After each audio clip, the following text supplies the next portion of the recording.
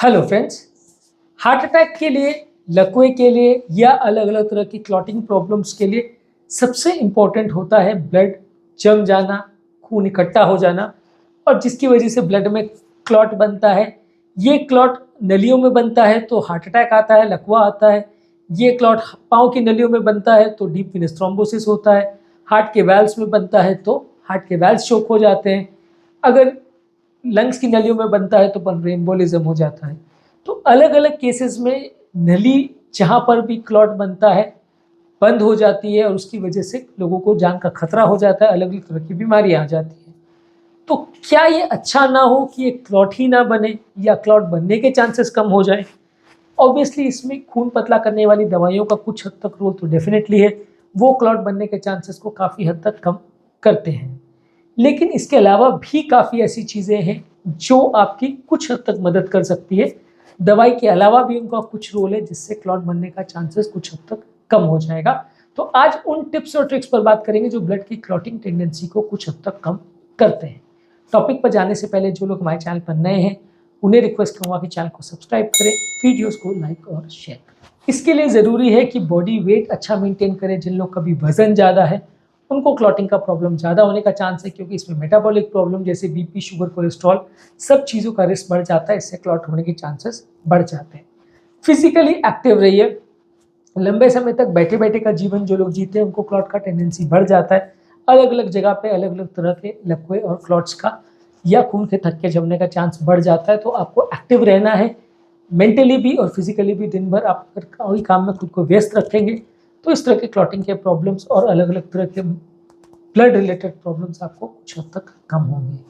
ज़्यादा पानी पीजिए। यदि आप ज़्यादा पानी पीते हैं तो खून इतना इकट्ठा नहीं होता। हालांकि ऐसा नहीं है कि वो कॉन्सेप्ट है कि ब्लड डाइल्यूट हो जाएगा इसलिए क्लॉटिंग नहीं होगा, पर लेकिन ये है कि कुछ हद तक कि अगर ब्लड ज़्यादा गाढ़ा हो जाता है या आपके ब्लड में अगर डिहाइड्रेशन की वजह से ब्लड स्टैग्नेट हो जाता है तो वैसे पेशेंट्स में क्लॉटिंग का चांसेस बढ़ जाता है। लो ब्लड प्रेशर भी क्लॉटिंग के लिए एक इंपॉर्टेंट रिस्क फैक्टर है। तो यदि आपको ऐसा कोई प्रॉब्लम है या कोई क्लॉटिंग का चांसेस है तो आपको पानी ज़्यादा पीना चाहिए। इसके अलावा आपको एक हेल्दी डाइट मेंटेन करने की ज़रूरत है। ताज़ा फल सब्जी खाइए, लो फैट प्रोटीन्स लीजिए, हेल्दी फैट्स लीजिए, होल ग्रेन्स, फल सब्जी ये सब चीज़ों पर ज़्यादा फोकस करिए। ओमेगा 3 फैटी एसिड्स को भी ज़्यादा मात्रा में लेने से कुछ हद तक क्लॉटिंग टेंडेंसी कम होती है। नमक को कम रखिए। यदि आप खाने में ज़्यादा नमक लेते हैं या कोई भी चीज़ में एक्स्ट्रा नमक लेते हैं तो उससे भी ब्लड की थिकनेस बढ़ती है और हार्ट अटैक का, बीपी का, इस सब के चांसेस बढ़ जाते हैं। स्मोकिंग बंद रखिए। स्मोकिंग बॉडी में इन्फ्लेमेशन ट्रिगर करता है, इससे क्लॉटिंग की टेंडेंसी बढ़ जाती है। यही काम अल्कोहल का भी है। यदि आप ज़्यादा शराब पीते हैं तो उससे भी क्लॉटिंग टेंडेंसी बढ़ जाती है। इसके अलावा लंबे समय तक अभी कोई एयर फ्लाइट में आप जा रहे हैं या ऑफिस में ज़्यादातर बैठे हैं बहुत देर तक, तो कुछ देर उठ के लिए चलना फिरना करिए। इससे आपके पाँव में जो जमा हुआ ब्लड है वो रिलीज हो जाएगा, रिलैक्स हो जाएगा। यदि कोई व्यक्ति लंबे समय तक बेड पर भी पड़ा है, ऑपरेशन के बाद बेड रिडन है, तो भी उनको इन चीज़ों का ध्यान रखना चाहिए। अगर वो चलना फिरना करेंगे, बैठे बैठे नहीं रहेंगे तो क्लॉटिंग की टेंडेंसी थोड़ी कम होगी। तो यदि किसी व्यक्ति को क्लॉटिंग की टेंडेंसी है तो उसको बहुत लंबे समय तक एक जगह पर बैठे बैठे नहीं रहना चाहिए। इससे क्लॉटिंग के चांसेस बढ़ेंगे और प्रॉब्लम्स के चांसेस बढ़ेंगे। जिन लोग को पाँव में क्लॉट्स की टेंडेंसी है या पाँव में खून जमा होने का प्रॉब्लम है, डीप वेनस थ्रोम्बोसिस है, उनको कंप्रेशन स्टॉकिंग्स पहनने चाहिए। खासकर वैसे लोगों को जिन लोगों को पाँव की नलियाँ बहुत डायलेटेड है। ये करने से आपकी पाँव की नलियों में थोड़ा कंप्रेशन होता है, दबाव पड़ता है, जिससे कि नलियों में जमा ब्लड निकल जाता है और खून का थक्का नहीं जमता। एम्बोलिज्म वाले पेशेंट्स के लिए और डीप वेनस थ्रोम्बोसिस वाले पेशेंट्स के लिए ये उपयोगी टिप है। इसके अलावा जो भी मेडिसिन आपको खून पतला करने के लिए चल रही है उसका विशेष ध्यान देने की ज़रूरत है। वो मेडिसिन को प्रॉपरली फॉलो करेंगे तो अच्छा रहेगा। कई बार लोग दवा लेते हैं फिर मिस कर देते हैं, तो ये सारी चीज़ों की वजह से आपका क्लॉटिंग का टेंडेंसी बढ़ जाता है और जब आप दवा को मिस करते हैं उसी टाइम पे सबसे ज़्यादा हार्ट अटैक और स्ट्रोक होते हैं। इसके अलावा कोई भी क्रॉनिक बीमारियां या लंबे समय तक होने वाली बीमारियां यदि आपको है तो उसको प्रॉपरली मैनेज करिए, उसका प्रॉपर ध्यान रखिए। यदि आप लंबे समय तक बीपी, शुगर, कोलेस्ट्रॉल ये सारी चीज़ों को अच्छे से कंट्रोल करते हैं तो क्लॉटिंग के चांसेस कम रहेंगे। नहीं कंट्रोल करते हैं तो ये रिस्क बढ़ जाएगा। इसके अलावा जो भी हार्मोन थेरेपी अगर आपको कोई बीमारी के लिए चल रही है तो उसका प्रॉपर ध्यान देने की ज़रूरत है। खासकर पोस्ट मीनोपॉजल जो हार्मोन रिप्लेसमेंट थेरेपी चलती है उसमें विशेष क्लॉटिंग होने का चांस रहता है। यानी मीनोपॉज के बाद औरतों को फ्लशिंग ना हो, चेहरे पे लाली नहीं हो, इसके लिए हार्मोन रिप्लेसमेंट थेरेपी देते हैं। पर इससे क्लॉटिंग की टेंडेंसी बढ़ जाती है। तो वो अगर आप ले रहे हैं तो विशेष ध्यान देने की ज़रूरत है। इसके अलावा कोई और अगर मेडिकल कंडीशन है जिससे क्लॉटिंग बढ़ सकती है, जैसे किडनी का प्रॉब्लम है, ऑटो इम्यून डिजीज़ है, एट्रियल फिब्रिलेशन है, ये सारी चीज़ों को भी प्रॉपरली ट्रीट करने की ज़रूरत है। कोई भी कारण से शरीर में अगर इन्फ्लेमेशन या सूजन होगा तो क्लॉटिंग टेंडेंसी बढ़ जाएगी, तो इसका विशेष ध्यान देने की ज़रूरत है। इसके अलावा आपको ज़रूरी है कि जो भी प्रॉब्लम है उसके लिए मेडिकल अटेंशन लेते रहे। जो भी मेडिकल प्रॉब्लम्स है उसको सॉर्ट आउट करिए, डॉक्टर्स के सब पास रेगुलर जाइए, उनके टच में रहिए, फॉलोअप में रहिए, उनसे अपनी प्रॉब्लम्स को डिस्कस करिए, कहाँ आप गलती कर रहे हो उसे पकड़ने का या ध्यान देने का प्रयास करिए। इससे प्रॉब्लम्स थोड़ी कम होंगी। जो भी बीमारी है उसके बारे में जानना बहुत ज़रूरी है, उसके बारे में समझना बहुत ज़रूरी है, उसमें क्या स्पेसिफिक चीज़ें फ़ायदा या नुकसान करती है वो जानना ज़रूरी है। यदि आप बीमारी को समझेंगे, उसके ट्रीटमेंट स्ट्रैटेजी को समझेंगे तो उसे मैनेज करना थोड़ा ईजी हो जाएगा। लंबे समय तक क्रॉस लेग करके आलती पालती मार के मत बैठिए, या पाँव बैठे समय एक पाँव को दूसरे पाँव पर लंबे समय तक ऊपर रख के नहीं बैठिए। इससे एक पाँव के वेट से दूसरे पाँव पर प्रेशर पड़ता है, नलियों में क्लॉट होने की टेंडेंसी बढ़ जाती है। खासकर लंबे समय तक अगर आप बैठे हो, जैसे फ्लाइट में, एक पाँव को दूसरे पाँव के ऊपर मत रखिए, इससे आपको थोड़ा प्रॉब्लम्स हो सकता है, क्लॉट होने का चांस बढ़ सकता है। बैठे समय या कोई आप लंबे समय तक अगर चेयर पर भी काम कर रहे हैं या सो भी रहे हैं रात को, तो थोड़ा सा पाँव को एलिवेट कर सकते हैं। पाँव के सरफेस के नीचे 2-3 तकिए रख के उसको रात को एलिवेट कर सकते हैं, या बैठे टाइम किसी चेयर पर उसको रख सकते हैं, किसी स्टूल पर रख सकते हैं, तो इससे पाँव में ब्लड जमा नहीं होगा और इसमें क्लॉटिंग कम होगी।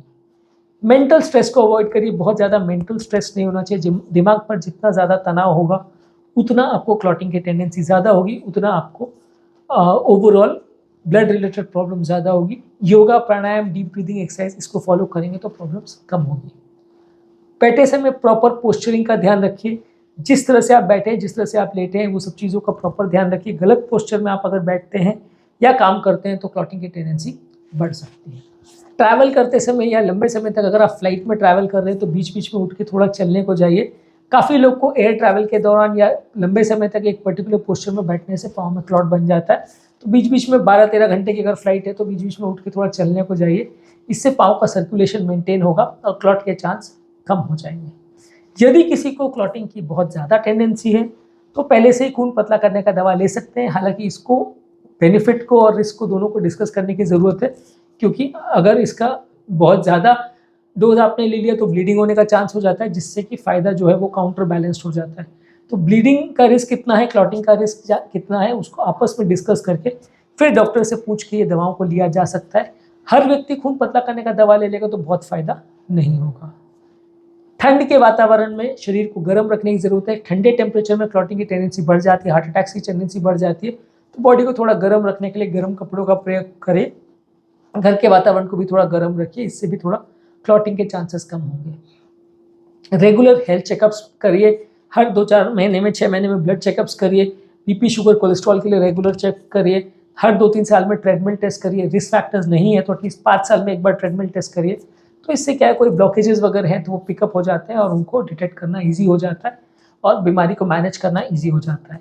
जिस किसी व्यक्ति की फैमिली हिस्ट्री अगर कोई बीमारी की है तो उनको अपनी फैमिली हिस्ट्री को जानना और समझना ज़रूरी है। फैमिली हिस्ट्री है तो बाकी लोगों से ज़्यादा कॉशियस रहने की ज़रूरत है। हालांकि हर व्यक्ति जिसको फैमिली हिस्ट्री है सबको दवा चालू करने की ज़रूरत नहीं है, लेकिन फिर भी आपको ज़्यादा कॉशियस रहने की ज़रूरत है। जो बीमारियां आप ले रहे हैं उसमें ब्लीडिंग की टेंडेंसी या क्लॉटिंग की टेंडेंसी तो नहीं है, इस बारे में खुद को एजुकेट करना ज़रूरी है ताकि आप गलत डोज पे गलत दवा को ना लें और इसमें प्रॉब्लम्स बाद में ना हो जाए। प्रेगनेंसी भी एक ऐसा टाइम है जिसमें क्लॉटिंग की टेंडेंसी बहुत बढ़ जाती है, तो प्रेगनेंसी के दौरान भी बैठे बैठे का जीवन मत रखिए। काफ़ी महिलाएं आती हैं जिनको heart attack, deep venous thrombosis, embolism ये सब प्रेगनेंसी के दौरान होता है। तो प्रेगनेंसी के दौरान ज़्यादा एक्टिव रहेंगे तो ये प्रॉब्लम कम होगी। इसी तरह से ऑपरेशन के बाद भी यदि जल्दी चलना फिरना चालू करेंगे तो भी ये क्लॉटिंग की प्रॉब्लम्स कम होंगी। काफ़ी पेशेंट को ऑपरेशन या सर्जरी या फ्रैक्चर के बाद जब लंबे समय तक बिस्तर पर पड़े रहते हैं तो क्लॉटिंग टेंडेंसी बढ़ जाती है और उसी समय क्लॉट की वजह से सडन मृत्यु हो जाती है। तो इससे बचने के लिए आपको तुरंत ही जितना जल्दी हो चलना फिरना चालू करना चाहिए, इससे पाँव में क्लॉट बनने का चांस कम हो जाएगा। तो आज हमने कुछ विशिष्ट टॉपिक्स पर या टिप्स पर डिस्कस किया जिससे आपके शरीर में क्लॉट बनने का या खून का थक्का बनने का चांस कम हो जाएंगे। ये टिप्स हैं। फिजिकली एक्टिव रहिए, हेल्दी बॉडी वेट मेंटेन करिए, पानी ज़्यादा पीजिए, हेल्दी डाइट रखिए, नमक कम रखिए, स्मोकिंग बंद रखिए, अल्कोहल मत लीजिए, अगर आप बैठे हैं लंबे समय तक तो बीच बीच में उठ के थोड़ा चलने का काम करिए। पाँव में अगर वैरिकोज वेन्स वगैरह है तो कंप्रेशन स्टॉकिंग्स का प्रयोग करिए। मेडिसिन रेगुलरली लीजिए। बीपी, शुगर, कोलेस्ट्रॉल जैसी बीमारियों को मैनेज करिए। हार्मोन रिप्लेसमेंट थेरेपी में ज़्यादा सतर्क रहिए। कोई भी मेडिकल प्रॉब्लम जैसे एट्रियल फिब्रिलेशन, ऑटोइम्यून प्रॉब्लम्स या क्लॉटिंग प्रॉब्लम्स है तो उसका विशेष ध्यान रखिए। बीमारी के बारे में खुद को और परिवार वालों को एजुकेट करिए। लंबे समय तक क्रॉस लेग मत बैठिए। बैठे हैं तो पाँव को थोड़ा एलिवेट करके रखेंगे तो ज़्यादा अच्छा है। स्ट्रेस को, खासकर मेंटल स्ट्रेस को मैनेज करिए। बैठे समय प्रॉपर पोस्चर का मेंटेनेंस करिए, गलत पोस्चर में मत बैठिए। ज़रूरत हो तो ब्लड थिनर्स ले सकते हैं। लंबे समय तक फ्लाइट में अगर बैठे हैं तो बीच बीच में थोड़ा चलना फिरना करिए। ठंड के मौसम में थोड़ा बॉडी को गर्म रखने का प्रयास करिए।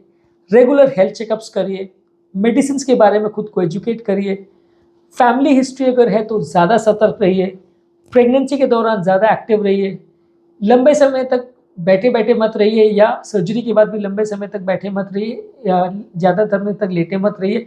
इससे भी क्लॉटिंग का चांसेस बढ़ जाता है। तो आज के टॉपिक में हमने बात करी कौन कौन सी चीज़ों से आपके ब्लड के क्लॉटिंग के चांसेस कुछ हद तक कम हो जाएंगे। उम्मीद करूँगा कि आज के टॉपिक में कुछ नई बातें जानने को मिली होगी। जो लोग हमारे चैनल पर नए हैं उन्हें रिक्वेस्ट करूँगा कि चैनल को सब्सक्राइब करें, वीडियोज़ को लाइक और शेयर करें।